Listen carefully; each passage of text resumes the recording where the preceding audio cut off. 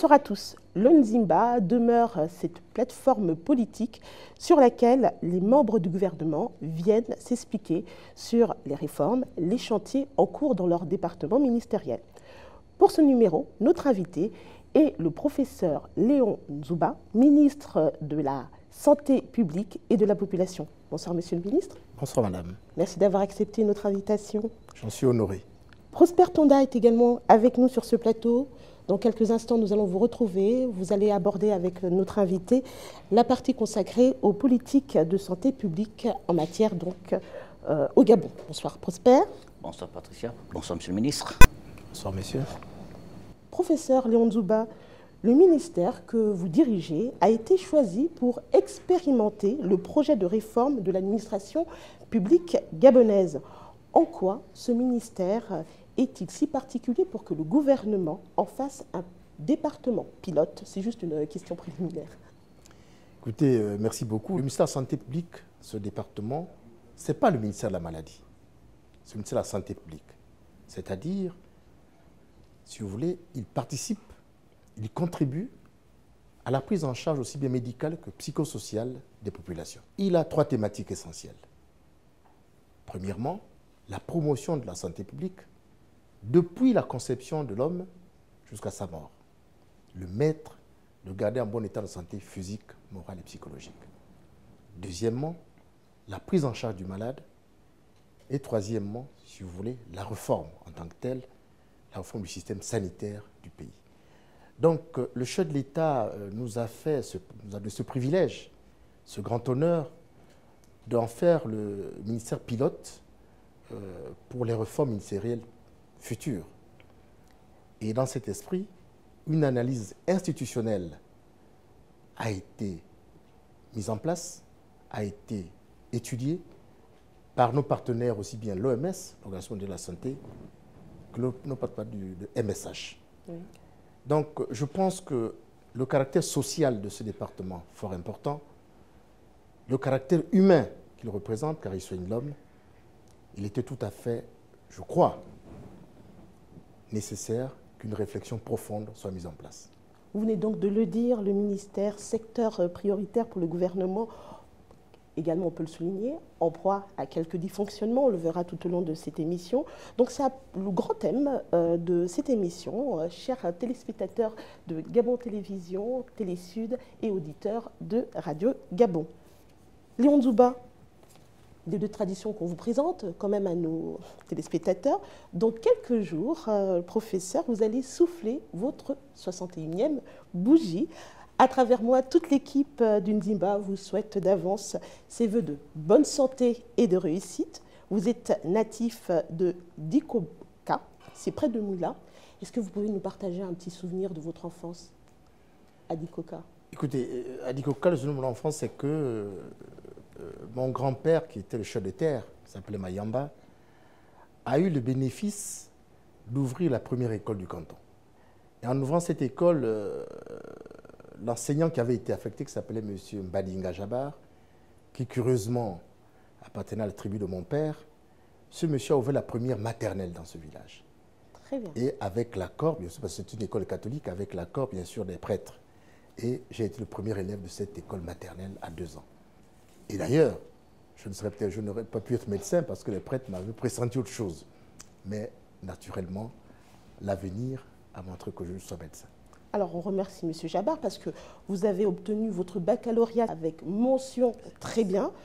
Et puis, vous vous envolez pour le Maroc afin d'y poursuivre vos études en médecine à l'école royale du service de santé militaire de Rabat.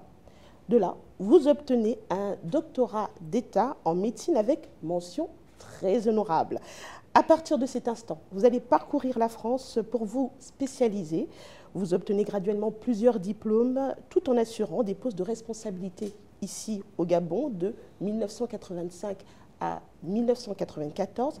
En 2000, vous sortez professeur en otorhinolaryngologie. J'avais peur de ne pas y arriver. C'est très bien, je l'ai dit en une fois. Sur le plan professionnel, vous fûtes directeur général du service de santé militaire de Libreville pendant 10 ans.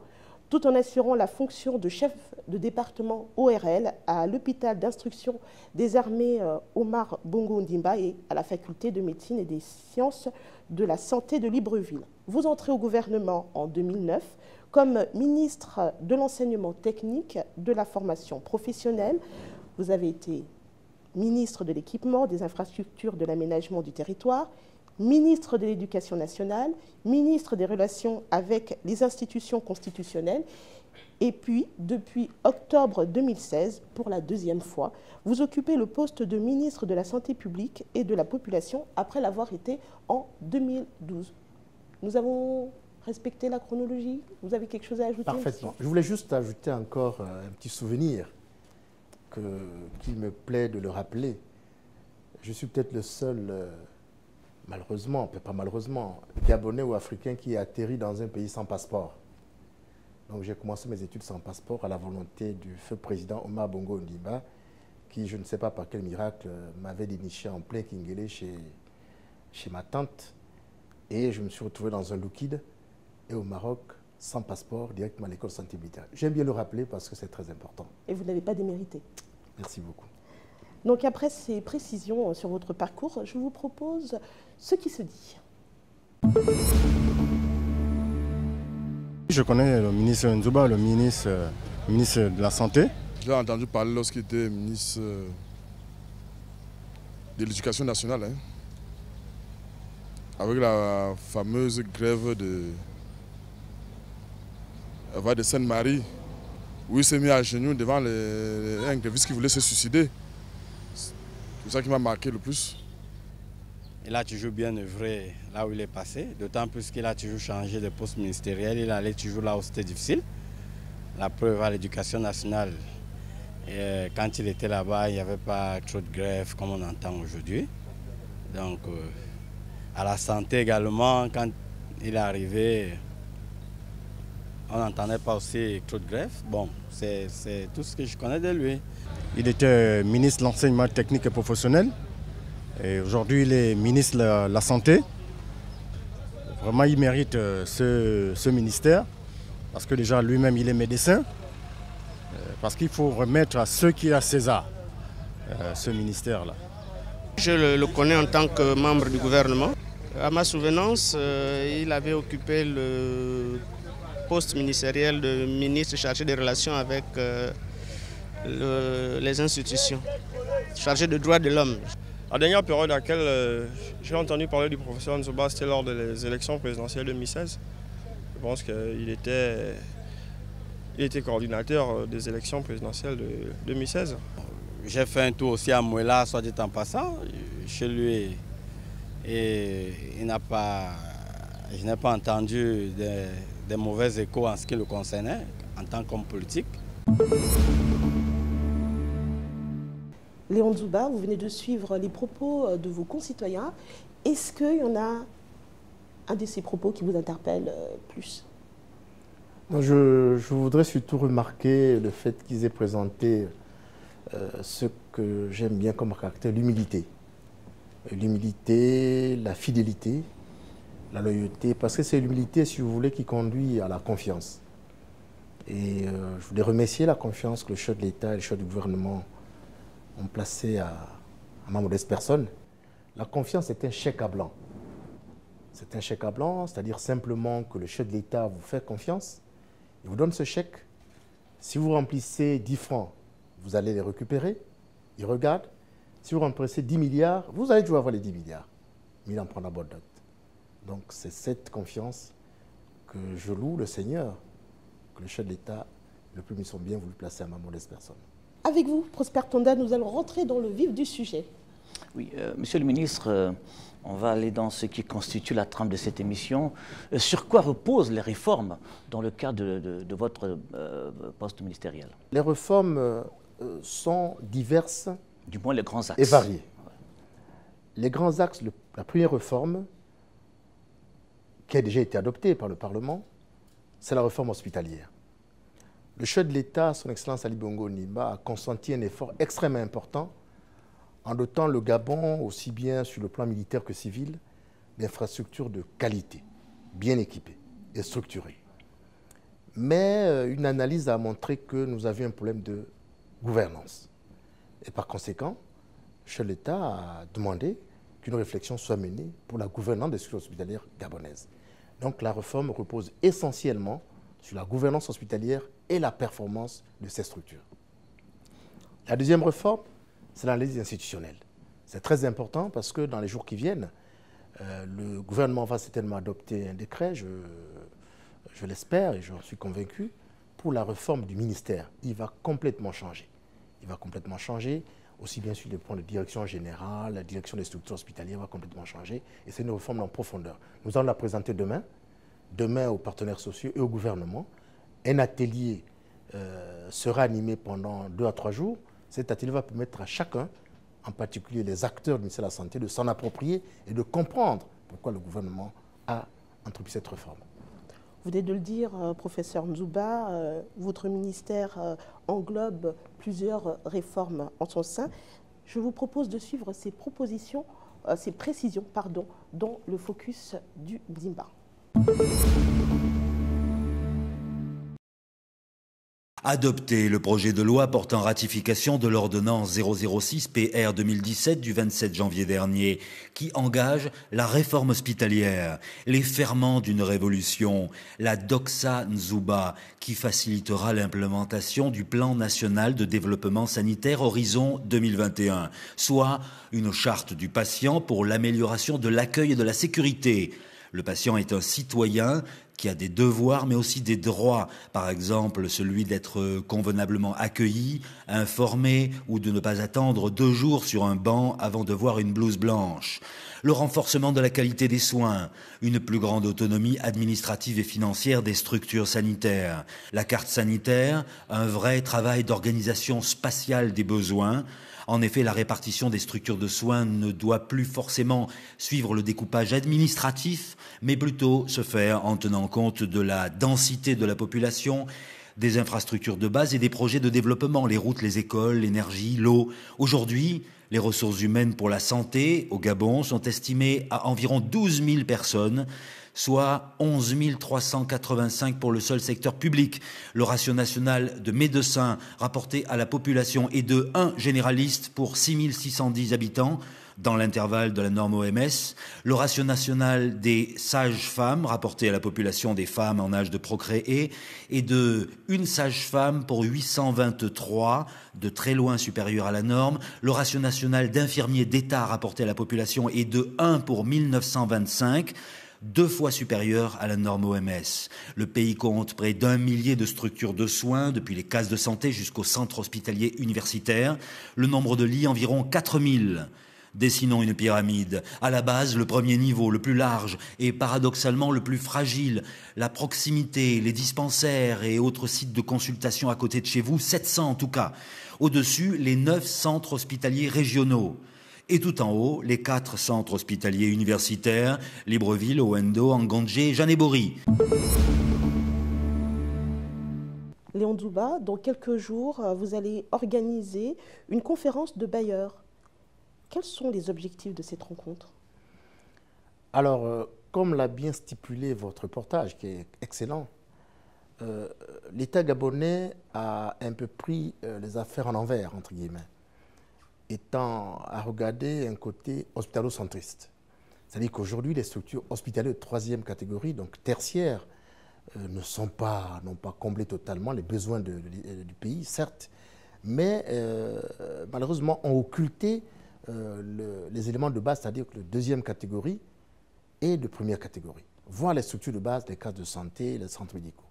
De ce fait, le gouvernement, avec l'apport des partenaires, en particulier l'AFD et la BID, la Banque islamique de développement, ont consenti un plan de structuration et de construction des centres médicaux pour l'AFD, des hôpitaux départementaux, d'arrondissement et communaux pour la BID. Cela va nous permettre, si vous voulez, de justement approcher cette médecine de proximité, approcher cette médecine qui va vers le malade pour que nos indicateurs de santé puissent être convenables. Parce que malgré les efforts consentis au niveau des structures hospitalières universitaires et régionales, ces structures, aujourd'hui, nos indicateurs ne sont pas de bonne qualité.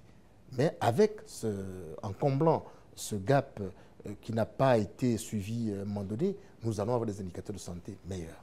Prosper Tonda? Oui, concrètement, Monsieur le ministre, comment tout cela va être mis en musique? En musique, c'est-à-dire?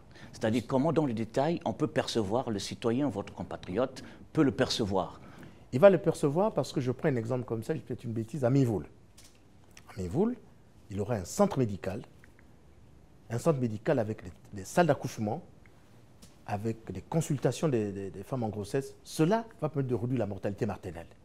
Il va le concevoir parce que dans le centre de santé, il y aura la médecine préventive, la vaccination en particulier. Cela va permettre, disons, un meilleur indicateur de santé en ce qui concerne l'enfant. Il va le percevoir parce qu'il y aura un CTA, le traitement ambulatoire contre le sida. Cela va permettre, si vous voulez, de traiter le sida de la personne directement dans le centre médical plutôt que d'aller à OIM. Il va le percevoir parce qu'au lieu d'avoir la distribution de moustiquaires à OIM, il aura sa moustiquaire au centre médical. Donc vraiment, c'est l'hôpital, si vous voulez, de la ville, de Libreville, qui sera transporté à Mivoul, mais sans hyperspécialité naturellement. Et il va le percevoir surtout parce qu'il y aura la santé intégrée, le diagnostic intégré. C'est-à-dire quoi?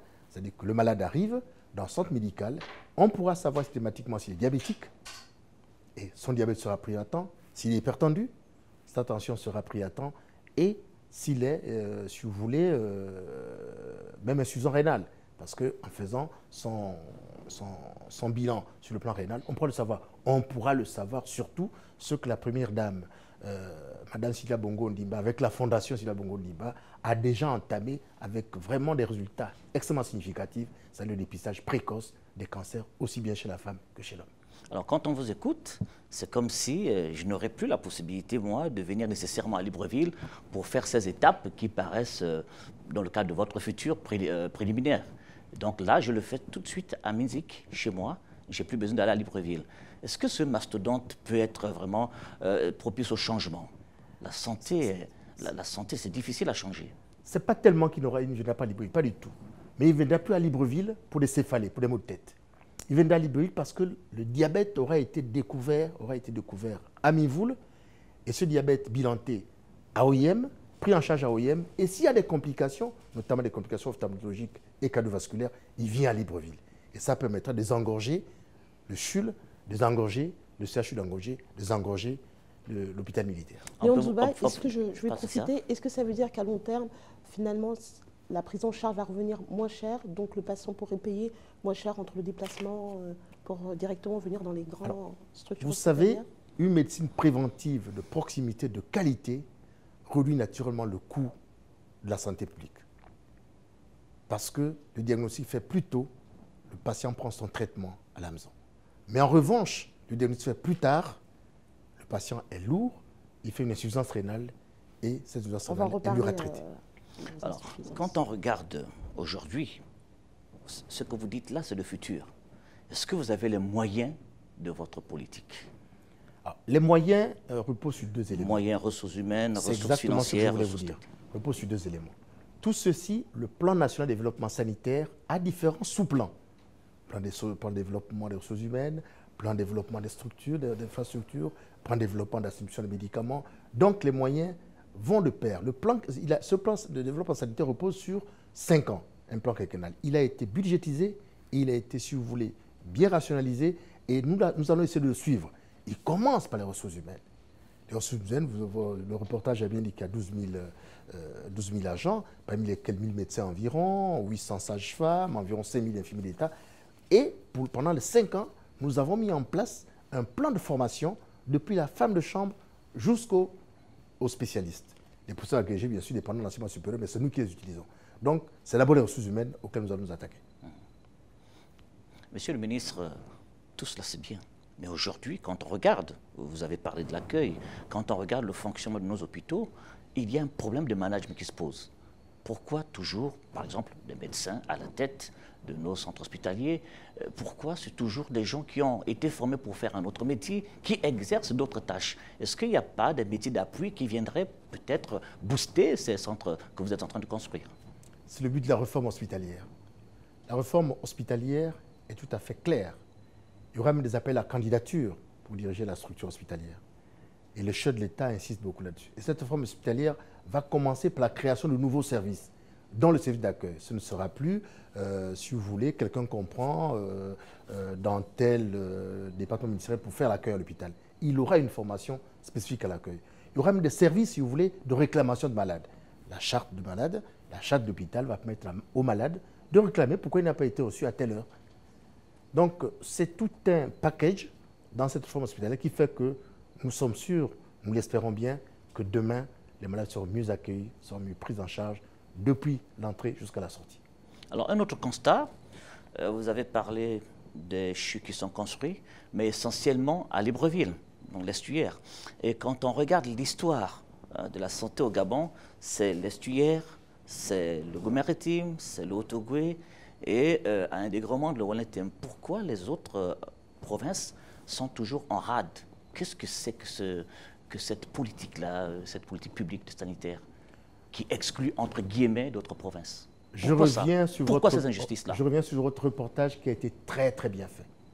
Les structures sanitaires, quelle que soit la catégorie, seront construites en tenant compte de la démographie, en tenant compte du nombre de malades. Le ratio de l'OMS est clair.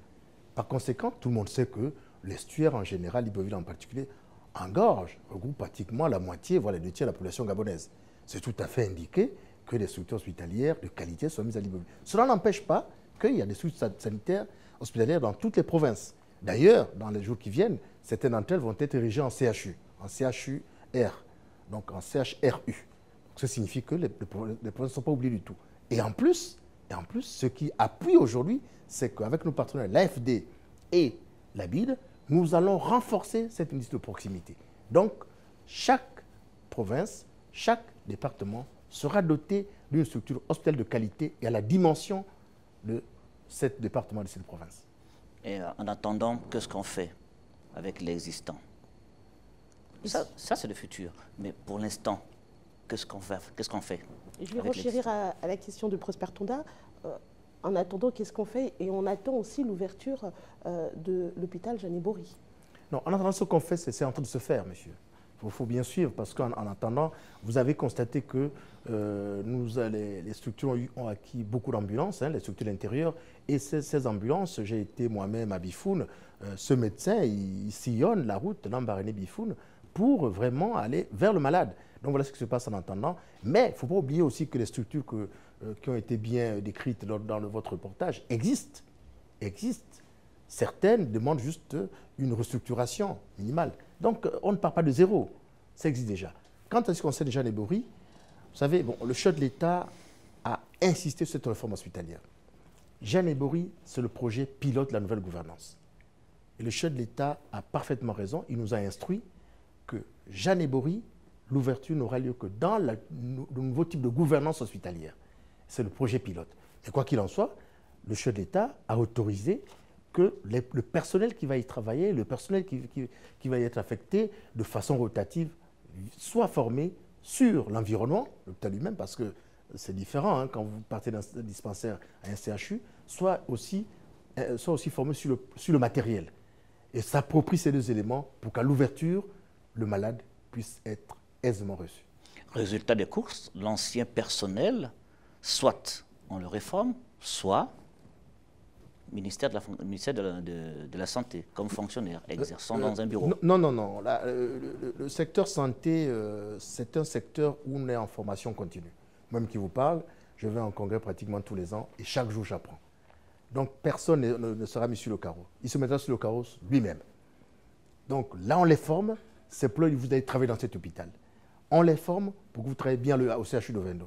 On les forme pour que vous travaillez bien au CHRU futur de Franceville. Non, la formation est continue. Mais la personne qui ne pourra pas être performante, c'est-à-dire être à l'heure au travail, avoir un certain nombre de consultations, un certain nombre d'interventions, naturellement, dans la réforme hospitalière, le directeur d'hôpital a la responsabilité totale, si vous voulez, c'est l'autonomie administrative et financière, la totale de recruter un médecin ou de remercier un médecin, et celui-là, le ministère de la fonction publique le récupère pour le déployer autrement. Merci. Donc, sorti de la faculté de médecine, moi, jeune médecin, je ne suis pas sûr d'être au CHU. Non, le CHU, vous avez bien... Ça sera maintenant une demande que je vais faire comme les autres. Non, non, non, le CHU, c'est la spécialité, c'est l'hyper-spécialité. Donc déjà, sorti de la fac de médecine, il faut avoir une spécialité, quelle qu'elle soit, hein, une spécialité. Et puis, il faudra que vos pairs, parce que dans le CHU, les chefs de CF seront les professeurs agrégés, il faudra que vos pairs vous prennent. Non, non, non, ça n'a rien à voir avec la sortie de la fac de médecine. Sortie de la fac de médecine, vous êtes médecin généraliste, on vous affecte. Et si vous voulez faire la spécialité, on vous envoie spécialité. Le Gabon, également, professeur Nzouba, bénéficie d'une coopération apparente et agissante, diversifiée dans le domaine de la santé. C'est le constat que nos équipes ont fait sur le terrain avec la présence de médecins cubains, marocains, égyptiens ou chinois. Je vous propose ce reportage sur cette thématique. Par Apollon, Asclépios, Hygie et Panacée, voici le serment d'Hippocrate prononcé par tous les médecins, et notamment cette phrase « J'apporterai mon aide à tous mes confrères ». Traduction, coopération, le Gabon et ses partenaires pour la santé de tous, avec la France via les accords historiques APHP, Assistance publique hôpitaux de Paris, et encore cette convention de financement signée en mars 2016 avec l'AFD, quelques 33 milliards de francs CFA dans le cadre de la phase 2 du projet d'appui au plan national de développement sanitaire. Objectif, la réhabilitation et l'équipement de 27 centres de santé dans 4 provinces du Gabon, accompagnés d'actions de renforcement de capacité et de formation de personnel. Le bassin de population intéressé est fort de 551 000 personnes. Le Maroc, où le professeur Nzouba se trouvait récemment pour une conférence internationale sur le médicament. Dans le cadre des relations très privilégiées, la Caisse nationale d'assurance maladie et de garantie sociale évacue depuis 2010 ses assurés dans des structures sanitaires marocaines de pointe. Depuis la signature d'accords de partenariat entre le Gabon et le Maroc, dans le domaine de la santé, plusieurs structures sanitaires bénéficient de l'expérience et de la compétence du Royaume. On pense notamment à l'Institut de cancérologie de Libreville, en raison de l'appui de la Fondation Lala Salma dans le traitement des cancers au sein de l'Institut. La coopération internationale pour la santé passe encore pour la Tunisie, les évacuations sanitaires, la Chine, avec une structure sanitaire bien connue à Lambaréné, par l'Allemagne et l'appui de ses universités au centre de recherche CERMEL de l'hôpital Schweitzer, par l'Égypte aussi, coopération soulignée lors de la visite au Caire du président Ali Bongo Ndimba. Et bien sûr Cuba, l'île Caraïbe qui sut, grâce à l'appui soviétique, bâtir un système de santé de renommée régionale et qui poursuit une tradition de compagnonnage africain hérité des guerres de libération. Ainsi, depuis près de 15 ans, parle-t-on de brigades de médecins cubains au Gabon, souvent dans les provinces, au contact de la population, mais encore des échanges sur la question de la lutte contre le paludisme avec Cuba et des formations pour les blouses blanches gabonaises à la Havane. Monsieur le ministre, vous venez de suivre ce reportage à propos donc de ces infrastructures hospitalières avec l'appui de la coopération. Vous nous avez donné la cartographie un peu plus tôt dans cette émission. À quel niveau se situent ces structures? Elles sont des structures spécialisées, des structures de proximité? Le master plan hospitalier gabonais a été réfléchi depuis de nombreuses années par son Excellence Ali Bongo Ondimba, président du chef de l'État, et il a été renforcé en 2011. Ce master plan, compte tenu de la démographie gabonaise et compte tenu, si vous voulez, de la géographie, de beaucoup de facteurs, s'est reposé sur la spécialisation de nos structures. D'abord parce qu'on ne peut pas avoir des hôpitaux généraux partout. Nous n'avons pas, sur le plan ressources humaines, une ressource humaine suffisante pour, si vous voulez, gérer et faire fonctionner ces structures. C'est pourquoi le chef d'État a orienté cette politique de prise en charge vers la spécialisation. Ainsi donc, à Libreville, vous avez l'Institut de cancérologie, avec le CHU d'Angondié, qui est un hôpital général, mais à côté, l'Institut de cancérologie, qui ne s'occupe que de la cancérologie, quelle qu'elle soit. Quel que soit le cancer, quel que soit l'âge, quel que soit le sexe. Et deuxièmement, vous avez le CHUL, Centre de l'Université de Libreville, qui est l'hôpital de toute la pathologie viscérale, aussi bien digestive, rénale, cardiovasculaire, j'en passe. L'hôpital mère et enfant, ce fleuron, qui garde son authenticité de Fondation Jeanne Ebory, va s'occuper essentiellement de la femme et de l'enfant. Mais encore une fois, nos structures actuelles, dans lesquelles nos mamans accouchent correctement, ne seront pas fermées. Ces cellules ont existé. Et nous espérons que les Gabonaises vont s'approprier le fait qu'aller à Janébori, il faut avoir été envoyé pour un problème particulier. Pas pour un accouchement qui sera, que le médecin prévoit, sera tout à fait normal.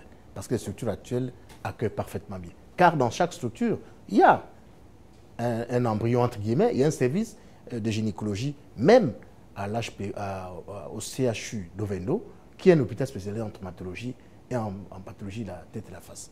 Donc à l'intérieur du pays, c'est pareil. C'est pareil. En particulier, demain, le CHRU de Lambaréné va comprendre cet hôpital général, mais avec une spécialité infectiologie, parasitologie, qui est l'hôpital Georges Rawiri, et un hôpital avec spécialité tuberculose, qui est l'hôpital Schweitzer. Et c'est ça qui fera le CH de Lambaréné. Absolument. Alors, quand vous décrivez les maternités que l'on voit, ça et là, on se pose la question, mais pourquoi les gens vont encore dans les cliniques privées? Est-ce que vous n'avez pas, est-ce que la santé publique n'a pas été délocalisée, voire décentralisée dans les structures privées? Parce qu'à Libreville, c'est le constat que l'on fait, rien que Libreville. Et quand même, ces structures ne sont pas toujours si accueillantes que ça. Bon, vous savez que l'universalité de la santé fait que le malade choisit son médecin, choisit sa structure. Et comme je disais tantôt, la santé publique, le ministère, ce n'est pas le ministère de la maladie. Le ministère doit veiller à ce que ces structures privées, le ministère de la Santé, ce n'est pas seulement des hôpitaux publics, en dehors de structures militaires, mais c'est tout ce qui concourt à soigner le malade et à suivre la santé du malade. Et vous avez un œil dans ces structures? Absolument. Nous avons été le plus vigilant que le chef de l'État nous a autorisé de porter une plainte à toutes les structures non aux normes, et nous en avons fermé pratiquement une centaine aujourd'hui. Donc, le malade choisit là où il part. Avec l'appui des forces de l'ordre. Hein. Avec l'appui de la gendarmerie nationale. Cela ne veut pas dire que nos fonctionnaires ne travaillent pas bien, au contraire. Mais il faut un appui, nous sommes là pour nous entraîner. Donc, mais le malade choisit, là il se fait soigner, et le ministère de la Santé reste vigilant pour savoir si ces structures qui accueillent nos parents, nos malades sont bien aux normes, et lorsqu'elles ne sont pas aux normes, nous les fermons. Mais comment renverser la situation, ce que vous me dites? C'est la communication. C'est la communication parce que le Gabonais, il faut communiquer au maximum. Je vous prends un exemple. L'hôpital de coopération sino-gabonais, qui est à Bellevue, a au moins une vingtaine de lits, avec au moins 6 tables d'accouchement, qui est très très bien fait. C'est un hôpital bien fait. Mais malheureusement, la gabonaise, la parente, vous la verrez dans un boui-boui que nous avons fermé récemment, juste à côté, à Bellevue à côté. Donc il faut communiquer, et nous comptons sur vous pour faire passer ce message qu'il vaut mieux aller dans une structure publique, c'est là où on trouve les meilleurs spécialistes, plutôt que dans un boui-boui que le ministère a fermé et qui se rouvre le lendemain matin. Parce que je vous dis, lors de notre enquête, il y a qui on fermait à 16 h et à 8 h, curieusement, ils avaient enlevé nos chaînes et ils étaient en train de consulter. Il fallait refermer. Comme vous venez de le dire, en fait, c'est une question de confiance. Est-ce que les médecins du secteur public ne rassurent pas, puisque les patientes sont apparemment plus en confiance dans le secteur privé? Non, ils rassurent très bien. Et si l'assistante ne pose pas quelques cales, le médecin n'est pas là, il viendra dans 2 semaines, il sera là peut-être dans 3 semaines. Il y a ces choses-là que l'on rencontre dans la santé publique. Oui. Ça, si vous voulez, c'est un problème un peu mondial. On a vu récemment en France où pour avoir un ophtalmo, les patients attendaient 6 mois, quelque chose comme ça. Mais aujourd'hui, nous avons le devoir de corriger cela. Et corriger cela, c'est la performance. Par cette performance, avec la Banque mondiale qui nous aide, qui veut nous aider dans ce sens, elle ira même dans les centres médicaux. Lorsque la sage-femme, je prends toujours un exemple, Malinga, démographiquement, je dis peut-être une bêtise, s'il y a 1000 habitants, nous osons croire que la sage-femme, c'est que les femmes en âge de procréation représentent tel pourcentage. Et par conséquent, elle a le devoir, celles qui sont en grossesse, de les recevoir. Et nous, par communication, si vous voulez, avec l'e-santé, information santé, nous aurons le message qu'à Malinga, il y a tel nombre de femmes en grossesse et qui sont suivies par telle sage-femme. Et nous allons voir la performance. Donc tout ça, progressivement, on va le corriger. Mais ce qui est important, je disais encore, c'est de relayer le message que les structures publiques sont les mieux équipées, sont les mieux structurées, il y a les meilleurs spécialistes. Comme dans les grandes endémies aussi, c'est un autre chantier très important, notamment avec l'hôpital spécialisé de Kimbo. Et là, il y a quelque chose qui choque, c'est que même les vestiaires posent problème. Oui, effectivement, l'hôpital spécialisé infectiologie de Kembo, effectivement, il pose problème. C'est un hôpital spécialisé. Il sera reconstruit. Absolument. C'est la bonne nouvelle pour les, il sera reconstruit, pour les compatriotes. Il sera reconstruit de façon progressive, si vous voulez, parce qu'on ne peut pas le fermer totalement ou le casser totalement. Il faudra quand même continuer à accueillir les malades. Donc, il sera mieux structuré, il sera reconstruit. Alors, à côté de cela, nous avons des initiatives qui sont prises pour faire face à l'avancée du cancer et du VIH-Sida. Je pense que Madame la directrice du programme national de lutte contre le sida est là présente. Je pense qu'il faut bien regarder les chiffres. Nous avons eu l'honneur de participer à une conférence à Genève. Au cours de cette conférence, le Gabon a été classé numéro 1. Je dis bien numéro 1 sur la lutte contre le sida en Afrique. Alors, en Afrique subsaharienne. Répéter, le Gabon est classé numéro 1 ? Numéro 1, meilleur oui. sur la prise en charge du sida en Afrique subsaharienne. Ça veut dire que le CTA fonctionne? Pardon? Ça veut dire que nos Ça veut dire que ça fonctionne. C'est l'un des programmes sur lequel je peux vous dire aujourd'hui qu'il fonctionne très bien. Il y a une dizaine d'années, nous étions à une prévalence de presque 9%. C'est énorme. Énorme, oui. Oui. Mais aujourd'hui, nous sommes en train de descendre en dessous de 4%. Est-ce que et nous sommes applaudis par la communauté internationale, la communauté sanitaire internationale, dont l'OMS.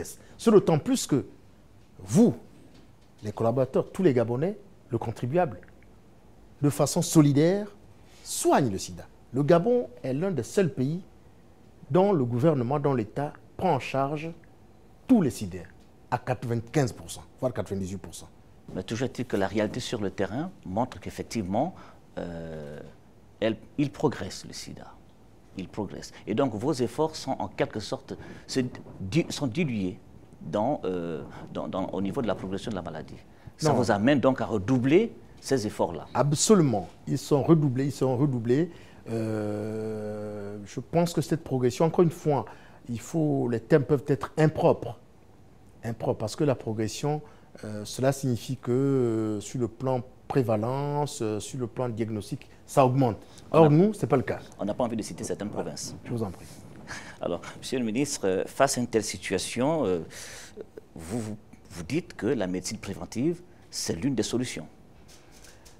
Écoutez, la médecine préventive, c'est l'une des grandes solutions de la prise en charge sanitaire au Gabon. L'une des très grandes solutions. Aujourd'hui, l'État concentrait pratiquement 80 à 85% du budget pour l'infrastructure. Le chef de l'État veut renverser la tendance. Il veut inverser la tendance en apportant la médecine préventive 77%. Et comme je disais tantôt, plus vous prévenez, mieux ça va. Il vaut mieux prévenir que guérir. Et dans cet esprit, le sida est en tête. Le paludisme, la tuberculose et tant d'autres pathologies, les maladies non transmissibles, hypertension, artérielle, diabète. Donc nous allons, si vous voulez, en faire l'un des chevaux de bataille pour les 5 années à venir, pour que la prévention soit l'élément clé de la prise en charge de nos compatriotes. On peut penser que vous êtes déjà en campagne pour les 7 prochaines années. Écoutez, je voudrais cette campagne, qu'elle soit dirigée, orientée vers les compatriotes et les malades, nous-mêmes, pour que nous allions volontairement vers cette santé intégrée, vers ce diagnostic intégré, pour que lorsqu'on arrive à l'hôpital, on va pour des céphalées ou bien pour une scabiose, c'est-à-dire la gale. De toute façon, vous avez 5 ans, c'est le plan quinquennal. Quinquennal, voilà. C'est 5 ans. 5 ans. Donc, si on va là-bas pour la scabiose, c'est-à-dire la gale, on dit « Ah, monsieur, docteur, prenez-moi aussi ma tension, je ne sais pas ce que j'ai aujourd'hui. » C'est ça le diagnostic intégré. Et lorsqu'on verra cette tension, on dira « Écoutez, pour l'instant, régime sans sel et perdu du poids. » Vous allez voir que demain, vous revenez me voir, vous n'avez pas d'hypertension. Monsieur le ministre, ce sera là ma dernière question. La recherche dans le domaine de la médecine, où est-ce que nous en sommes dans le cas du Gabon? Alors, le Gabon, si vous voulez, excusez-moi d'être toujours très optimiste, le Gabon, c'est le pays africain où il y a des centres de recherche reconnus et homologués par l'OMS et qui sont même les instruments de travail de l'OMS. C'est le CIENF, le Centre de recherche médicale de Franceville. Aujourd'hui, quel que soit le pays, pour que Ebola soit authentifié, le diagnostic reconnu, il faut le quitus du CIENF. Et le CIENF, c'est un centre de recherche sur toute la virologie, toutes les maladies virales hémorragiques qui est à la pointe. Deuxièmement, le Gabon, avec d'autres pays de l'Est, de l'Afrique de l'Est, est en voie de découvrir le vaccin contre le paludisme. Et le monde entier a les yeux virés sur le Gabon, sur Schweitzer. Qu'est-ce que le Gabon va découvrir? Mais nous préférons ne pas trop communiquer, parce que vous savez, en science, c'est tout un collège qui décide la validité ou l'authenticité ou l'homologation des médicaments. Question de propriété intellectuelle. Troisièmement, le Gabon, aujourd'hui, sur la tuberculose multirésistante, sur le diagnostic de la tuberculose, va être à la pointe avec le CERMEL. D'ailleurs, dans les jours qui viennent, le chef de l'État a autorisé cela. Nous allons signer une convention avec des universités germaniques, c'est-à-dire autrichiennes et allemandes, le CERMEL, pour que l'université de Lambaréné soit beaucoup plus agrandie et que le centre de recherche du CERMEL soit beaucoup plus étoffé. Merci, Monsieur le Ministre. Merci Prosper Tonda pour vos questions. Avant de retrouver Monsieur le Ministre Aimé Manix Mondjo, avec qui vous allez aborder les questions socio-économiques de votre département ministériel, je vous invite à suivre Léon Nzouba sur Focus sur la couverture maladie au Gabon. Le panier de soins de la CNAMGS fixe la liste révisable des prestations de santé prises en charge par la Caisse, soit sous la forme d'un forfait, soit à l'acte, soit sous la forme d'une dotation globale, soit sous la forme de tiers payants. Le panier de soins distingue les prestations directement prises en charge de celles nécessitant un accord préalable. Vous avez une question? 4 chiffres, composez le numéro facile 88 89. Parmi les actes pris en charge directement, la médecine générale, les spécialités médicales et chirurgicales, les actes infirmiers, les soins relatifs au suivi de la grossesse, à l'accouchement, à ses suites, les actes et soins liés à l'hospitalisation et aux interventions, la biologie, la radio, les explorations fonctionnelles, bien sûr, mais aussi les médicaments, les produits sanguins labiles, la rééducation, le transfert des cas urgents et les vaccins de l'enfance. Accord préalable pour les examens complémentaires dans un établissement privé conventionné en cas de non-disponibilité dans le public, l'appareillage, la lunetterie, le bucco-dentaire non urgent et les évacuations sanitaires.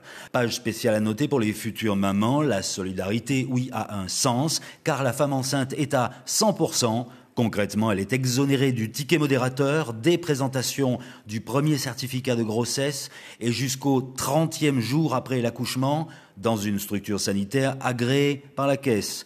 Consultation prénatale, bilan, 3 échos, accouchement. Via le Facebook de la Caisse, leur site ou encore le 88 89. Pensez en tout cas à vérifier quels sont les établissements conventionnés avant de vous déplacer. Il y a 2 mois, quelques opérateurs ont été suspendus provisoirement, coiffés d'un bonnet d'âne, comme la clinique Rosalie, le centre dentaire de Glace ou encore le centre de kiné Sainte-Claire. Nous recevons donc sur notre plateau Aimé Manix Mondjo. Bonsoir. Bonsoir Patricia. Donc avec vous, nous allons aborder les aspects socio-économiques du département. C'est cela. Monsieur le ministre, bonsoir. C'est un plaisir de vous avoir en face et je compte bien en profiter. Cela fait 10 ans que la CNAMGS fonctionne dans notre pays, mais depuis quelques mois, elle peine à procéder aux évacuations. Eh bien, évacuation, bien entendu, à travers ces hôpitaux partenaires du Gabon, vers le Maroc, la Tunisie, vous suiviez tout à l'heure dans le reportage. Les patients disent ne plus rien comprendre de cette situation et les conséquences qu'on peut imaginer, le taux de mortalité.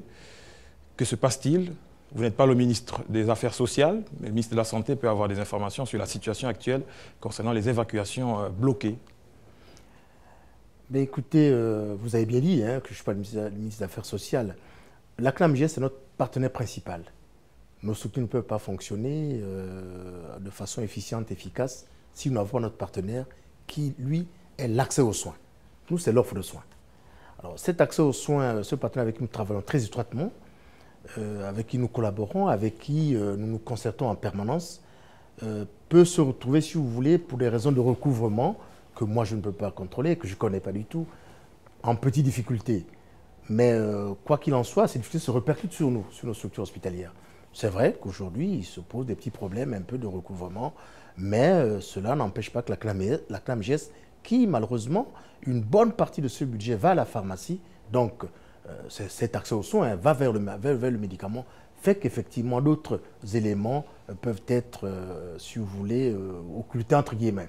Mais quoi qu'il en soit, la CNAMGS estime à juste titre d'ailleurs, que l'effort du gouvernement, l'effort de l'État, en mettant par exemple un institut de cancérologie, en ayant un hôpital spécialisé en traumatologie, fait qu'aujourd'hui, il vaut mieux faire venir au Gabon la technologie, et la CNAMGES paye au Gabon, comme l'urologue qui vient tous les ans à l'hôpital militaire et au CHUL, plutôt que d'envoyer le malade alors que nous avons déjà le plateau technique et on peut faire de la ressource pour traiter au Gabon. Ça, ce n'est pas encore possible. Si. On insiste encore sur les évacuations. Peut-être que la situation actuelle pourrait permettre à ce que les spécialistes du Gabon soient mis à la tâche, justement. Non, je reprends. Cette façon de travailler a réduit considérablement le nombre d'évacuations sanitaires. Aujourd'hui, une prothèse de hanche, une prothèse de genou, vous la faites à Libreville, à l'hôpital, au CHU de Vendo, grâce à la CNAMGES, mais qui en fait, avec les spécialistes gabonais, fait venir un hyper spécialiste maghrébin ou européen. Il en est de même au niveau de la cancérologie. Donc, cette façon de faire la CNAMGES, qui compte même le faire, avec notre accord, au niveau des provinces. C'est-à-dire que le spécialiste de Libreville pourra aller à Tchibanga, prester sur le plan ophtalmologique. Et ça va réduire le fait qu'un malade puisse parler de Tchibanga juste à Libreville, juste pour un problème d'ophtalmologie qui pourrait être réglé sur place. Donc, professeur, vous êtes favorable à une réduction des évacuations vers la Tunisie, le Maroc? Absolument. Vous faites confiance aux spécialistes gabonais? Absolument. L'université gabonaise est très cotée à l'extérieur. La preuve en est, tous nos jeunes compatriotes qui partent à Paris, qui partent en France, ils ne les lâchent pas. Et ça nous fait une fuite de cerveau. Absolument. Nos spécialistes sont très bien formés. Et les 3 quarts des agrégés gabonais sortent de la fac de médecine. Donc on fait entièrement confiance. Je pense que c'est très important que le Gabonais, si vous voulez, comprenne qu'avec ce plateau technique que le président de la République a fait mettre en place, avec les ressources humaines et aussi la médecine étant universelle, l'arrivée de nos collègues pour des prestations de soins donnés réduit considérablement les organes sanitaires et de surcroît le coût du traitement de malades. Alors, c'est le ministère de la Santé qui propose une liste de médicaments à la CNAMGES. C'est une bonne chose, mais le problème est que ces listes de médicaments sont souvent changées en cours d'exercice, on ne comprend pas. Qu'est-ce qui justifie le fait qu'aujourd'hui on ait un nom de médicament, demain un autre, qui ne soit plus disponible en la prise en compte par la CNAMGES, ce qui change complètement l'organisation des patients, parce que c'est vous, le ministère de la Santé, qui proposez justement ces listes à la CNAMGES. Comment expliquez-vous cela? Alors, si vous voulez, la liste de médicaments est décidée de façon consensuelle, de façon concertée, de façon tripartite, avec les médecins traitants, le ministère de la Santé, la DMP et le ministère des Affaires sociales, donc la CNAMGES. Donc c'est de façon consensuelle, tout le monde tombe d'accord.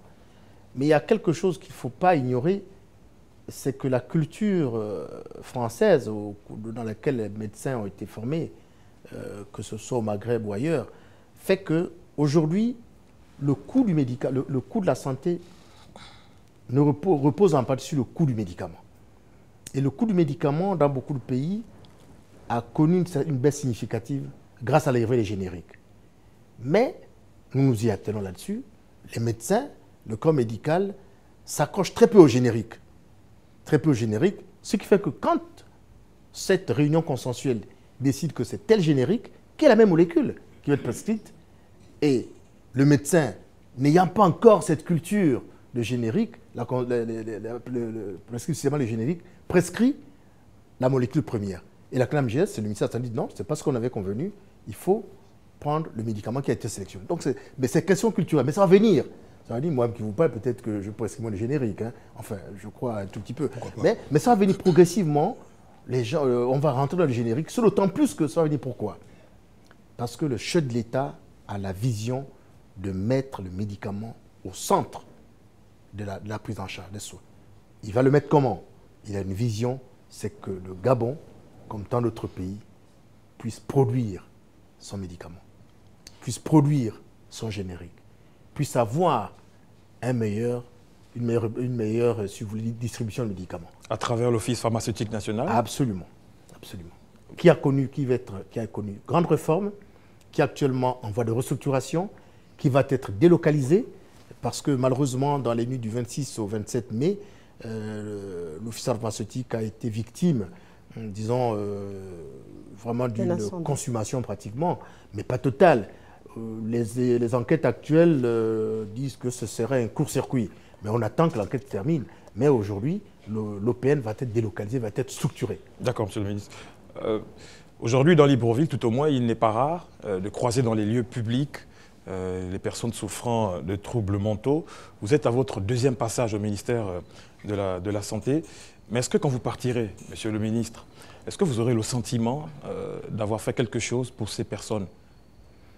Bon, le Centre national des malades mentaux a connu un mouvement social qui a duré presque 2 à 3 ans. Un mouvement social assez éprouvant pour nos compatriotes qui sont atteints de cette maladie. Et le chef de l'État nous a instruit dès les premiers jours d'absolument regarder ce problème. Et cela a permis d'abord de mettre en place ce que mes prédécesseurs avaient déjà entamé, c'est-à-dire la restructuration, donc réaménager totalement la structure. Elle est en cours actuellement. Vous parlez bien de l'hôpital de Mélène. L'hôpital de Mélène, voilà, Centre national des maladies mentales. Donc, cette structuration est en cours. Nous avons plus de lits d'hospitalisation aujourd'hui.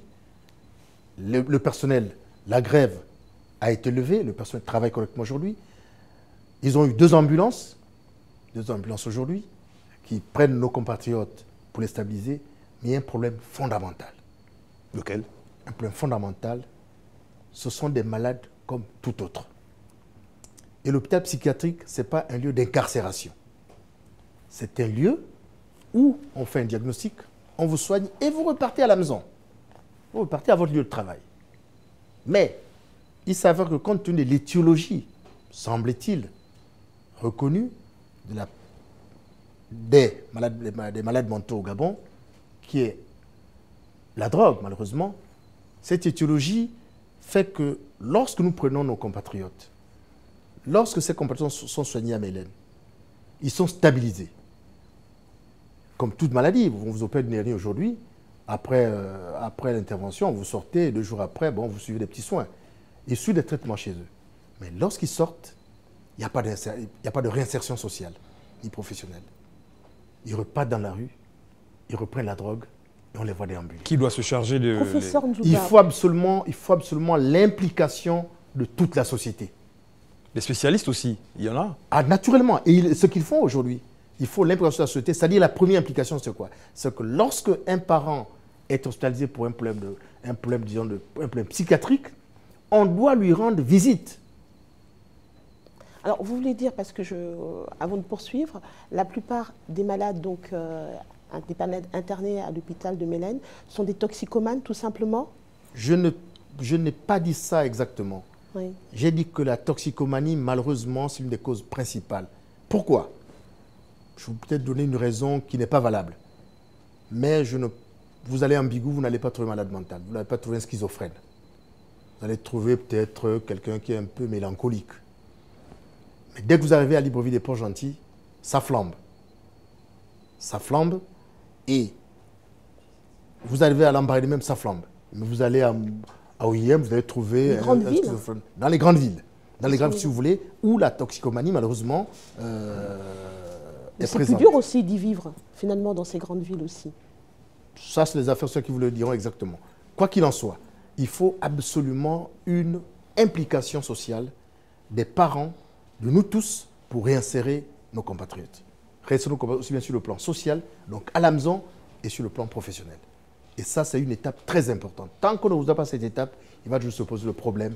Mais quoi qu'il en soit, les techniciens qui sont ici présents, qui se vertuent à prendre en charge nos compatriotes, ne vont pas se lasser. Nous allons toujours soigner nos compatriotes. Donc c'est une insertion difficile à faire. Une réinsertion, je veux dire. Elle n'est pas difficile à faire, mais c'est une question culturelle. Question culturelle, pourquoi? Parce que, vous à moi, le malade mental qui est parti de là un tout petit peu dans un état clinique avec si vous voulez, avec une expression clinique qui est vraiment grave, notamment se mettre nu. Lorsque nous, on le ramène en disant, bah, écoutez, il est guéri, il a fait ceci, mais la culture gabonaise fait que, ah là là, attention, peut-être qu'il va encore se déshabiller demain. Or, ce n'est pas le cas. Et du coup, le malade se voit stigmatisé, il repart dans la rue, et malheureusement, il rentre dans ce vicieux. Mais c'est toute une bataille. On ne va pas se désarmer, on va chercher tous les moyens par, l'agrandissement de l'hôpital psychiatrique, peut-être même construire un autre qui va s'appeler village psychiatrique. Comme ça, il y a déjà une insertion à ce niveau. Lorsqu'il est stabilisé, soigné, il va dans d'autres pavillons dans lesquels, s'il était un enseignant, on amène des élèves. S'il était couturier, il va commencer sa couture. S'il était jardinier, il va faire son jardin. Est-ce que ce sont les détails aussi du plan quinquennal, du développement sanitaire? Dans le plan de développement sanitaire. C'est inclus? C'est inclus, absolument. Et inclus et chiffré. Alors, professeur Léon Nzouba, vous êtes médecin spécialiste en otorhinolaryngologie, ORL, plus communément connu comme ça. Et vous continuez à exercer, selon nos informations, souvent. Vous n'êtes pas nombreux dans cette spécialité au Gabon. Cela m'amène à vous poser la question de la formation des spécialistes, des personnels soignants. Pour qu'il y ait des Léon Nzouba, pour qu'il y en ait 10 au moins au Gabon en ORL, il faut former. Quel est l'état de besoin d'abord des CHU nouvellement construits au Gabon? Écoutez, merci beaucoup. Mon chef est là. Hein. Je suis à Ovendo actuellement. J'attends un nouvel équipement pour y être régulièrement. Donc, mon chef pourra vous dire que les samedis, je suis là-bas. Samedi prochain, j'y serai à partir de 8h jusqu'à 8h30, en fonction de l'arrivée des malades. Que cela ne tienne, c'est un problème très préoccupant et le doyen de la faculté de médecine s'y est penché, s'y penche sérieusement en mettant une planification de la formation. Alors, étant donné que comment vous savez qu'au niveau européen, on ne peut plus former un spécialiste africain. Un Gabonais, un Africain ne peut plus aller en France se faire former spécialiste.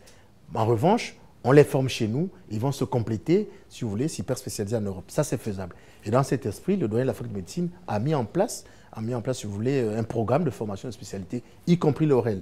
L'ORL, nous en prendrons à peu près 2 à 3 tous les 2 ans. Parce qu'il faut que ça soit, il y ait aussi un ratio.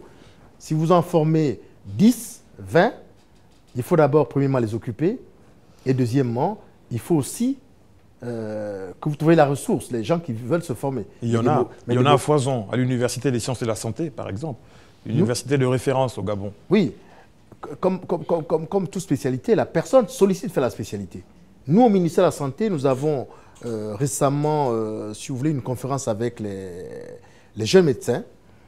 Au cours de cette réunion, nous avons présenté les besoins du ministère de la Santé par spécialité. Et au cours de cette réunion, nous avons aussi présenté quels sont les pays d'accueil. Le Gabon, d'abord, parce que les gynécologues sont formés au Gabon, les pédiatres, mais aussi les pays amis, notamment Cuba et Maroc. Donc, il y a une planification qui est faite pour les 5 ans. Nous devons atteindre environ, on attend environ au moins 200 spécialistes pour bien combler ce manque dans nos structures hospitalières. Et est-ce que la construction des écoles nationales de santé fait partie du plan quinquennal du développement sanitaire du Gabon? Alors, il y a l'INFAS qui est déjà fonctionnelle, mais avec l'appui de la BID qui va être délocalisée pour que ça soit vraiment le grand institut, Institut national de formation d'action. Qu'est-ce que c'est que la BID, s'il vous plaît? Pardon? La BID, qu'est-ce que c'est? La Banque islamique de développement. D'accord.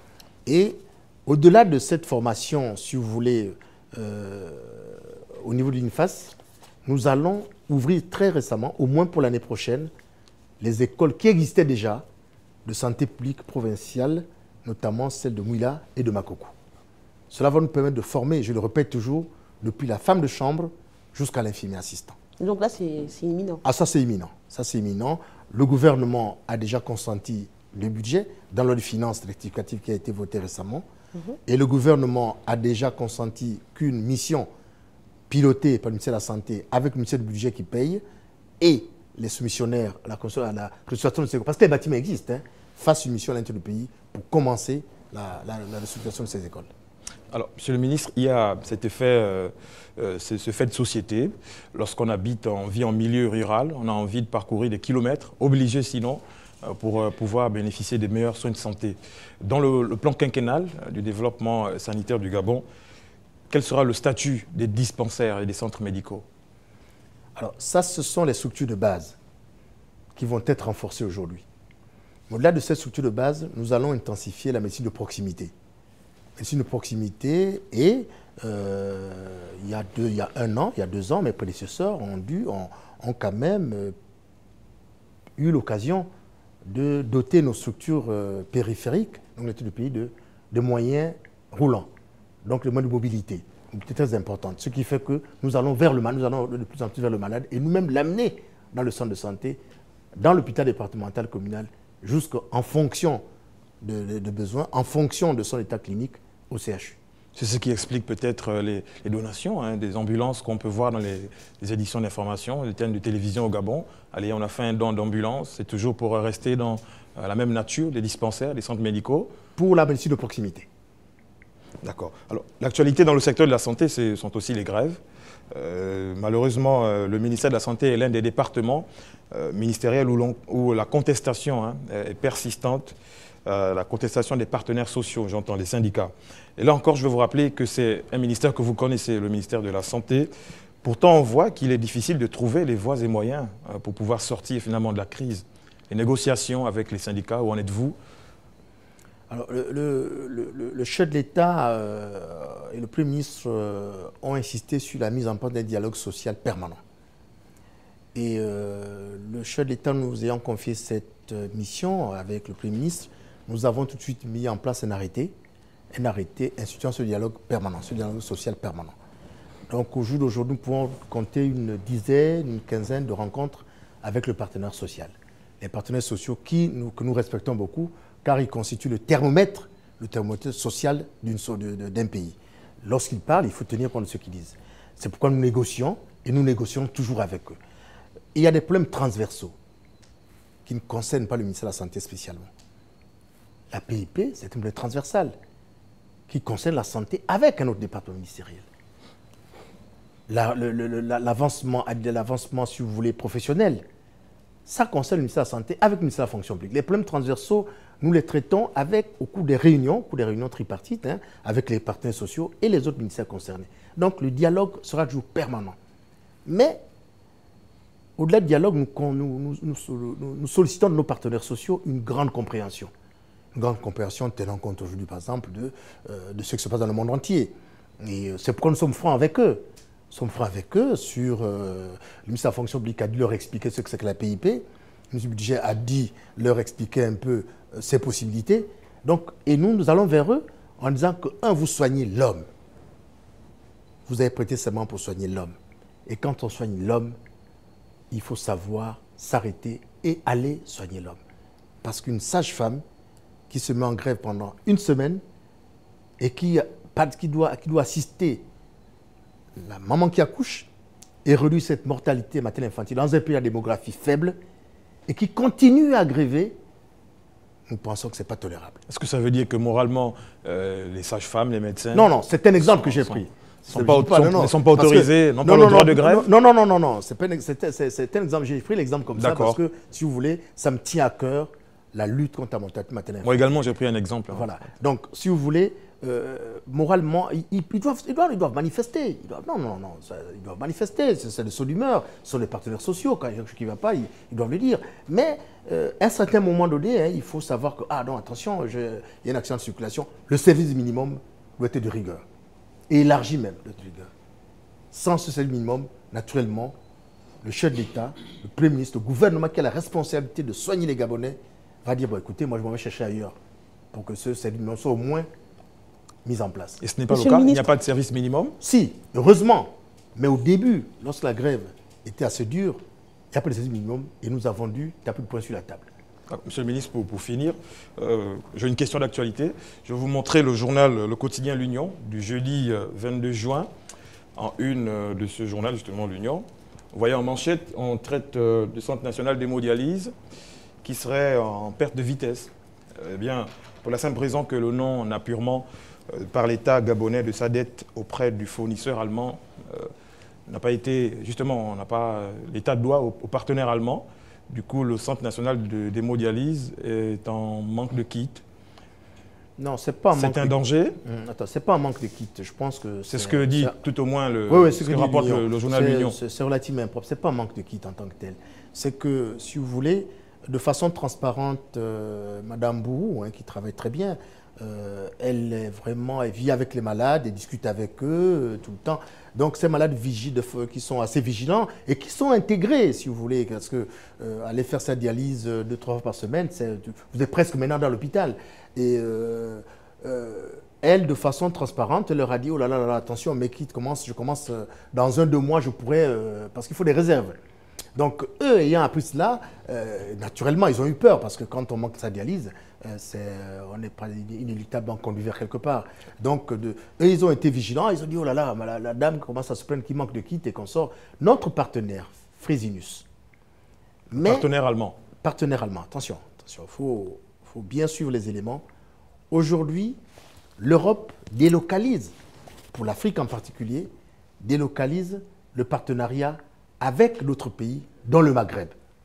Donc le partenaire direct est maghrébin, c'est-à-dire Alliance Maroc. Alliance Maroc qui, grâce à cette Alliance Maroc, a un rapport, a fait en sorte que Sa Majesté Mohamed VI offre au Gabon beaucoup de générateurs qui vont équiper les centres d'hémodialyse de Franceville et de Port-Gentil. Donc notre partenaire s'est vu, qui est Alliance, s'est vu, si vous voulez, rappelé à l'ordre par Fresenius, parce que nous on ne tape pas avec Fresenius directement, qui manquait quelque chose. Mais ce partenaire Alliance traite aussi bien avec la Côte d'Ivoire, nous ne sommes pas le seul pays. Est-ce que c'est le Gabon qui n'a pas payé, c'est la Côte d'Ivoire? Je ne veux pas dire cela, mais il y a beaucoup d'autres pays. Mais c'est un package qui arrive chez Fresenius. Et du coup, tous ces pays sont plus ou moins, si vous voulez, ont un petit retard de livraison. Pardon? Vous êtes au rouge, le Gabon est au rouge dans leur compte. Pas le Gabon directement. Nous, Alliance ne nous a pas dit que c'est le Gabon. D'accord. Nous, notre partenaire, c'est Alliance. Et Alliance, c'est Fresenius. Et Alliance traite avec beaucoup de pays africains. Donc, ce n'est pas le Gabon directement. Le Gabon ne doit pas au partenaire allemand. Non, c'est ce que vous voulez dire? Non, je reprends. Notre partenaire, c'est Alliance. Et c'est Alliance qui doit au partenaire allemand, Fresenius. Et Alliance traite avec beaucoup de pays africains. Le Gabon est régulier, il respecte le contrat avec le partenaire marocain. Le Gabon, de façon rationnelle, d'abord, cette structure, le centre d'hémodialyse, de façon rationnelle, paye régulièrement, de façon régulière. Et de façon rationnelle, le Gabon a signé un mémorandum avec Alliance. Et quand on signe un mémorandum avec un partenaire, c'est qu'il y a un engagement quelque part. Et ce mémorandum fait que, jusqu'à ce jour, on n'a jamais eu de rupture. Et je peux vous dire que je suis optimiste. Voilà. Nous les avons appelés, nous sommes concertés, le centre d'hémodialyse a de quoi fonctionner correctement dans les mois qui viennent, mais nous voulons tout garder notre stock de façon correcte, pour ne pas avoir une surprise, comme celle que nous avons eue en 2012. Donc, en octobre, qui est donc qui constitue la deuxième période de livraison des kits, eh bien, le partenaire allemand respectera le contrat et que le Centre national d'hémodialyse, on n'aura plus besoin d'avoir un article dans le journal. Vous savez, il y a des pans médicaux qui font que le ministère du Budget, le chef de l'État, regarde avec beaucoup d'attention sur le centre d'hémodialyse. Et le ministère du Budget, qui lui paye, nous a rassurés, comme nous a rassurés avec d'autres partenaires, qui vont régler ce problème particulier. Merci, Monsieur le Ministre. C'est tout pour moi. Merci, Patrick. C'est moi qui vous remercie. Merci, Manix Mondjo. Monsieur le Ministre, à présent, nous allons changer de décor. Nous allons accueillir notre prochain invité pour poursuivre le débat. Il s'agit du docteur Olivier Pellegrin-Rebieno, pharmacien biologiste. Ce sera dans un instant. On se retrouve sur ce nouveau décor pour continuer avec la dernière partie de notre émission consacrée au débat contradictoire. Monsieur le ministre, nous recevons docteur Olivier Pellegrin-Rebieno. Bonsoir, docteur. Bonsoir. Olivier Pellegrin-Rebieno, vous êtes docteur en pharmacie, diplômé de l'université de Bordeaux 2. Vous exercez au centre hospitalier régional de Port-Gentil depuis 2014. Vous occupez le poste de président du CIFARGA, c'est le syndicat des pharmaciens du Gabon. Merci d'avoir accepté notre invitation. Docteur Pellegrin, être pharmacien au Gabon, est-ce un métier facile? Je vais d'abord vous remercier. Je remercie également Monsieur le ministre. Je vais préciser que le syndicat des pharmaciens du Gabon est tout d'abord un syndicat à visée patronale. Pourquoi? Parce que la majorité des pharmaciens qui exercent au Gabon exercent dans le secteur privé. Donc nous avons 90% des pharmaciens du privé qui sont dans ce syndicat. Nous avons des pharmaciens biologistes donc, qui ont des laboratoires. Nous avons des pharmaciens fonctionnaires aussi, dont j'en fais partie. Et il faut dire que c'est un syndicat qui porte des revendications sur l'amélioration des conditions de travail des pharmaciens, quel que soit leur lieu d'exercice. Ce n'est pas un syndicat vindicatif. Je pense que vous n'avez jamais entendu que les pharmaciens étaient en grève, malgré les difficultés que nous pouvons rencontrer dans l'exercice de notre métier. Alors, être pharmacien, ça paraît facile, puisque au Gabon, beaucoup de gens veulent ouvrir une pharmacie, même quand ils n'en ont pas les qualifications. Cependant, c'est un métier qui est très difficile. Par exemple, dans l'exercice privé, si je dois rentrer dans les détails, vous avez la responsabilité d'une structure privée, donc vous avez des charges fixes du personnel. Donc vous êtes un employeur, vous êtes un opérateur économique. Donc vous contribuez au tissu économique du pays, vous payez vos impôts. Donc vous avez un certain nombre de charges qui sont fixes. Et pour rester dans le secteur privé, vous avez depuis 1994, après la dévaluation du franc CFA, la marge bénéficiaire des pharmaciens qui est bloquée au Gabon. Docteur Pellegrin, nous n'avons pas en face le ministre de l'économie, ce sera Tout peut-être pour la fait. prochaine fois, Oui. mais là vous êtes en face également de votre tutelle, du ministre de la Santé publique et de la Population. Vous avez donc vous travaillez en étroite collaboration avec Médecine. Alors qu'est-ce que vous pourrez présenter comme préoccupation de votre syndicat à notre invité? Alors, je suis bien heureux d'avoir le ministre en face de moi. Nous avons surtout, et je pense que le ministre le sait, d'abord, pour bien travailler, nous avons besoin d'un cadre. Le cadre, il est fixé par la loi, le cadre juridique. Alors, le cadre juridique, l'exercice de la pharmacie au Gabon, il est relativement récent. Il y avait une loi qui datait de 1960. D'ailleurs, je pense que c'est le professeur Nzouba, d'ailleurs, qui est à l'initiative de la nouvelle loi 10-2011. C'était une ordonnance portant organisation du secteur pharmaceutique qui a été ensuite passée en loi. Alors, nous relevons dans cette loi, nous voulons qu'elle soit améliorée, parce que déjà, sur la définition du médicament, dans cette loi, on dit que le médicament, on le présente comme étant une substance ayant des propriétés curatives à l'égard de maladies humaines ou animales. Alors cette définition, elle est incomplète. Pourquoi? Parce que le médicament n'est pas que curatif, il est également préventif. Et dans cette définition du médicament qui est dans la loi, nous avons occulté, le législateur a occulté la notion de médicament par présentation. C'est très important. Et je pose la question d'étendre le filet de sécurité aux médicaments. Actuellement, au niveau du ministère de la Santé... On va laisser oui. Déjà, dans ce premier volet, le ministre répondre. Merci madame, moi aussi je me réjouis qu'effectivement on parle de médicaments. Je pense que cette loi, cette ordonnance qui a été ratifiée en loi, nécessite effectivement d'être toilettée. Parce que moi j'irai plus loin même, j'irai plus loin sur le plan médicament. Quand on est dans un hôpital, certes, on a ce produit qu'on a limite par voie orale ou par voie parentérale, c'est-à-dire par la perfusion, mais on oublie la désinfection, on oublie la compresse, on oublie la seringue. Ça participe au traitement du malade. Donc, nous consentons parfaitement qu'il faut effectivement toiletter cette loi et regarder certains articles, et nous nous rapprochons du Parlement, justement, après accord du gouvernement, pour effectivement regarder de très près l'élargissement du panier de médicaments. Alors, je voudrais juste profiter, parce que pour notre compréhension, il nous est revenu en se disant, est-ce que cette loi ne ferait pas la différence finalement entre ce qu'on dit couramment appelé ici au Gabon, la pharmacie par terre et les officines? Ça veut dire qu'il y a peut-être moins de sécurité sur la qualité des médicaments vendus, ou en tout cas accès aux dont le public peut avoir accès. Non, ce qu'a décrit le docteur ici présent, ça nous réconforte. Pourquoi? Parce que la lutte contre le faux médicament nécessite absolument que des garde-fous soient mis sur quel est le médicament réellement. Parce qu'effectivement, sinon on va se retrouver avec quelqu'un avec une bouteille en disant que ça c'est le médicament. Par conséquent, il faut absolument élargir cette loi. Effectivement, il y a des médicaments dans le circuit illicite.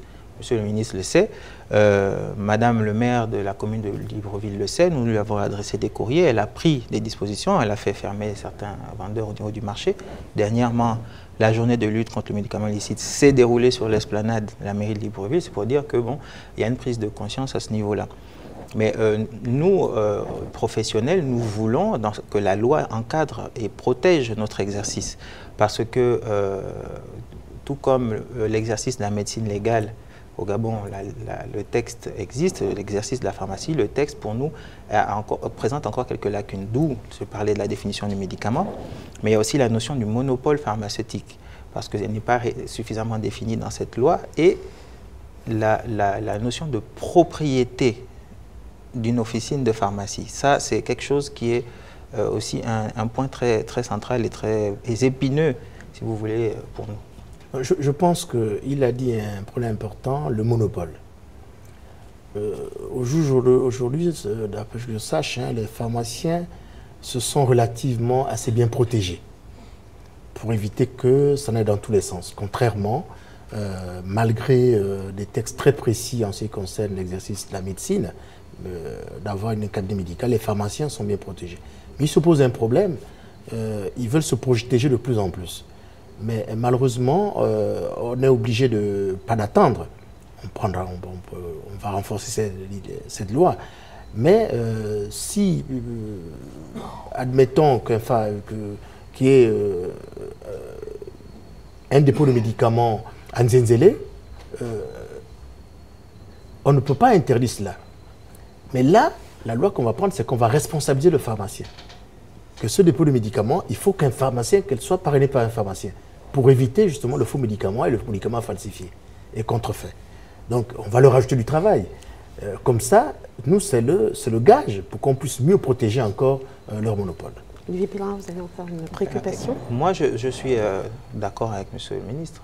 Ce que moi, je pourrais rajouter comme proposition, ce serait d'essayer d'orienter les ouvertures des officines vers l'intérieur du pays. Aujourd'hui, tout le monde se bat, entre guillemets, pour s'installer à Libreville, alors qu'en fait, on laisse des déserts pharmaceutiques derrière. C'est la responsabilité des pharmaciens. De toute façon, on ne va pas dire que c'est la responsabilité de quelqu'un d'autre. Si les gens préfèrent rester à Libreville plutôt que d'aller être au contact des populations, je pense que nous aimerions bien que le ministère essaye d'orienter justement les professionnels, d'autant plus que maintenant nous avons une faculté qui a ouvert à Libreville. Donc nous allons avoir des étudiants qui vont sortir incessamment, d'ailleurs cette année et l'année prochaine aussi. Les Gabonais peuvent se soigner à partir de tous les prix.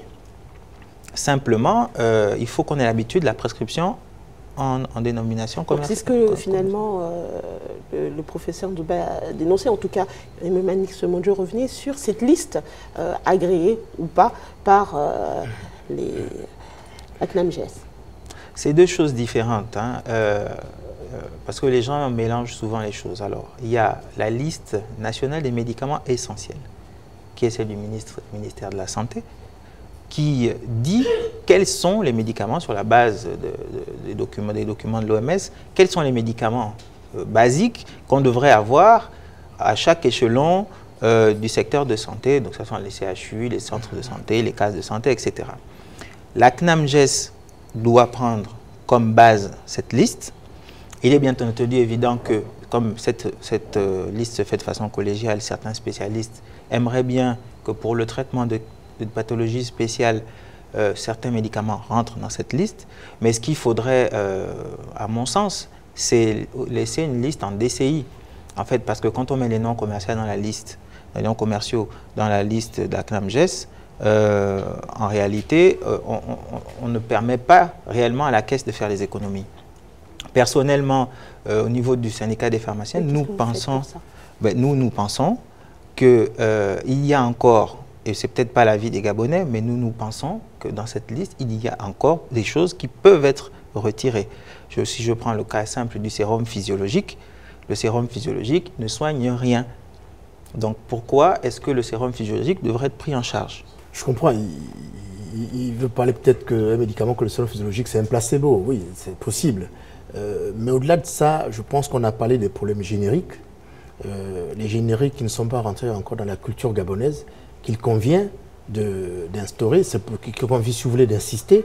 C'est la raison pour laquelle il a parfaitement raison, qu'il faut aussi tenir compte de la dénomination commune de base, ça c'est sûr. Et en va la dénomination pharmaceutique proprement dite. Mais pour qu'il en soit ainsi, il y a un élément fondamental, c'est que les pharmaciens aussi, que eux, dans leurs commandes, pour les produits qu'on a à disposition des malades, qu'ils s'arriment aux besoins réels du ministère de la Santé. aux indications réelles du ministère de la Santé. Parce que si commande des produits pour lesquels le ministère de la Santé ne s'est pas accordé avec la CNAMGS, je pense que ça peut poser un petit problème.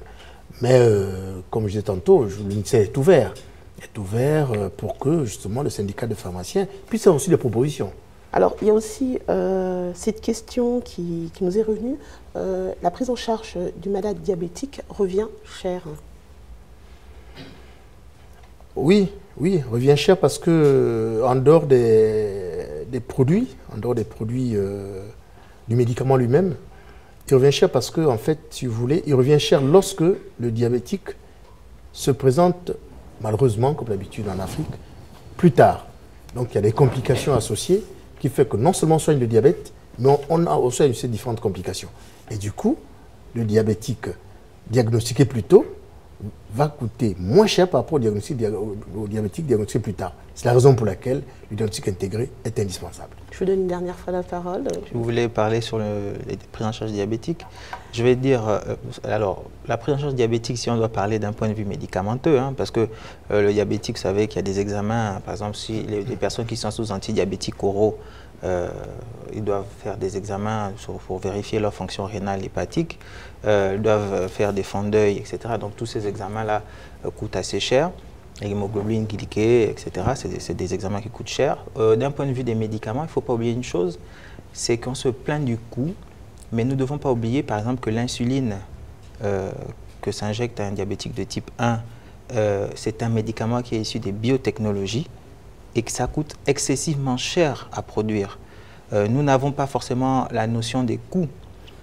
Pour ce qui est des antidiabétiques oraux, il y en a plein qui sont maintenant génériqués et qui peuvent avoir à des prix abordables. Mais pour tout ce qui est médicaments issus des biotech, les prix seront difficiles à baisser si en plus qu'ils sont encore protégés par des brevets. Monsieur le ministre de la Santé publique, je vais à présent vous lire quelques préoccupations de vos concitoyens. Ils se sont exprimés sur la page officielle du Nzimba. Je vais lire texto la préoccupation de Yvon Koumba.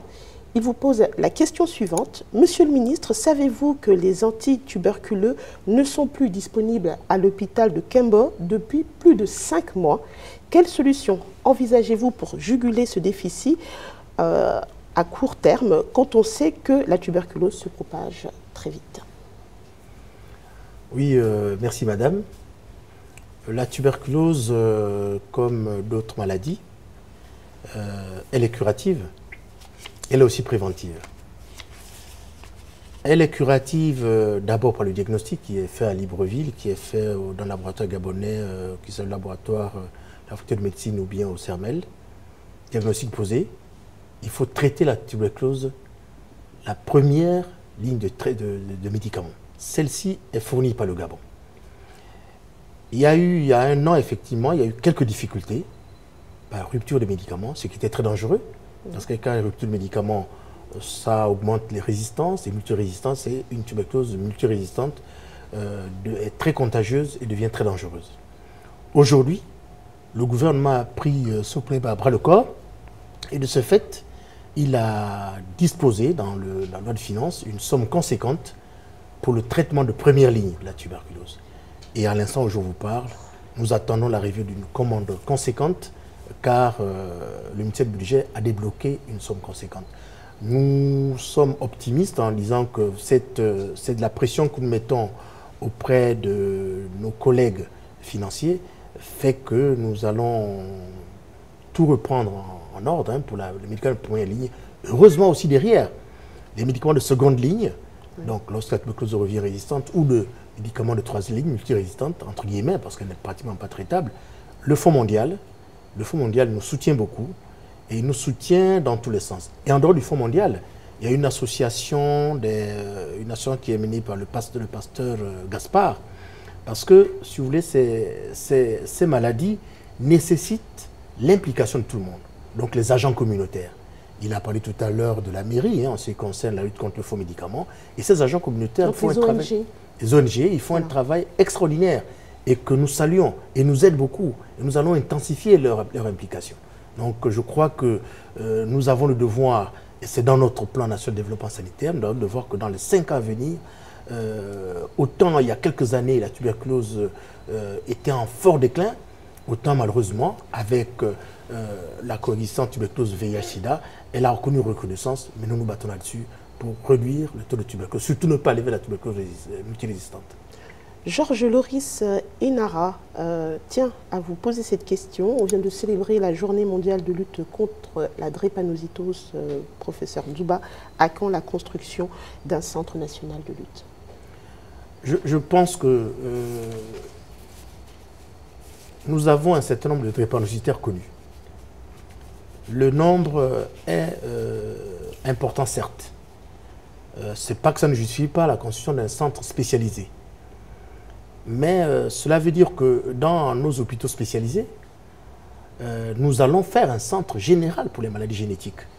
Non seulement la drépanocytose, mais l'hémophilus et tant d'autres. Donc nous n'allons pas seulement nous localiser à la drépanocytose. Donc le projet qui est prévu, c'est vraiment le centre, avec toute la recherche, d'un centre de maladies génétiques. Je vous remercie. Nous allons bientôt arriver au terme de notre émission. Vous avez remarqué que le Ndiba, sur ce plateau, nous sommes entourés de la culture gabonaise. Ces objets sont généreusement prêtés par le musée national. Vous avez remarqué Anas, qui est un piège à poissons dans lequel on place des abats faits à base de bambou de Chine attaché avec de la liane de forme cylindrique et ayant un mécanisme empêchant le poisson, une fois à l'intérieur, de sortir. Il est piégé, il ne ressort plus. Ça vous parle, ça aussi? Pas beaucoup. D'accord. Ça ne vous parle pas? Je vous trouverai un autre objet, j'en suis sûre. Le balai. Fabriqué du raffia, son utilisation est diversifiée selon les régions. Le mortier, en bois, fabriqué pour écraser du manioc en forme de cuve avec des motifs édentés qui facilitent le processus d'écrasement. Je suis sûre que le docteur Pellerin est consommateur de manioc. Oui, je ne mange pas le riz, alors je mange les autres choses. Mais voilà. Donc voilà. Et monsieur le ministre, je vais vous présenter le Teta à Mokeba. C'est un masque à base de bois léger. Il est le gardien du temple Bouiti. Est-ce que ça vous parle? Certainement, et beaucoup. On vous écoute. En fait, on dit, ça se dit Teta Mokeba. Voilà. Teta à Mokeba. Teta Mokeba, dans nos traditions Tsogo, c'est le chef du village, c'est le chef du temple. C'est le chef du temple du village, on ne le voit pas. C'est le grenier du village. Quand l'étranger arrive, du haut de l'arbre, derrière la maison, il avertit l'étranger. Écoutez, n'allez pas à tel endroit parce que, attention, là-bas c'est un cimetière. N'allez pas à tel endroit parce que là-bas c'est un ravin, vous risquez de tomber. Il avertit tous les habitants du village comment se comporter. Donc c'est le gardien du temple, c'est le gardien du village, c'est le chef du village. Monsieur le ministre, merci d'avoir accepté notre invitation. Merci beaucoup. Un merci particulier parce que nous savons que vous venez de perdre un être cher, votre grand-mère, âgée de 102 ans. Donc l'équipe du Ndimba vous présente également ses condoléances. Merci beaucoup. Dans une quinzaine de jours, un autre membre du gouvernement sera sur notre plateau pour le même exercice. Merci à l'ensemble de l'équipe technique. Merci pour votre fidélité. Retrouvez le Ndimba sur les réseaux sociaux.